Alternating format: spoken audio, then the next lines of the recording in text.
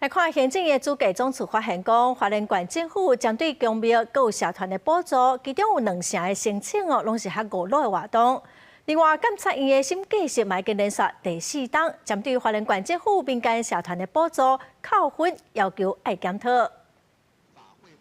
公庙礼俗民间社团的活动，这拢是受花莲县府补助的项目。不过，这寡补助即马互行政院主计总处调查，30件有6件是伫县外、县无、年期、年款等等较5路的活动，这敢会当得到补助，引起争议。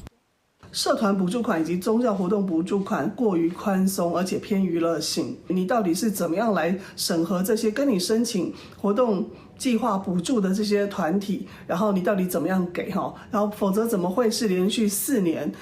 造成这样子扣分的现象？监察院新计划也对花莲县府的民间社团补助做出扣0.5分的评分。红检讨的项目包含112年民政处所核定的一贯道112年新春期贺甲在地表演活动，社会处的112年花莲县志愿服务、外县市观摩活动等等的6项，红扣分，县府表示尊重。作为于宗教信仰上的一个文化传承的活动，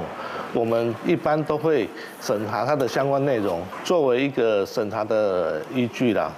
那审计师如果是认为我们这边有过于宽松哈，我们会往后会依相关的我们的作业要点来做一个加强。因为这已经是第4年连续受到扣分，县府表示会检讨，不过强调有真侪补助的社团活动拢有伊的社会功能性，并不是申请就会当过关。其实说我们是要鼓励，就是社团呐，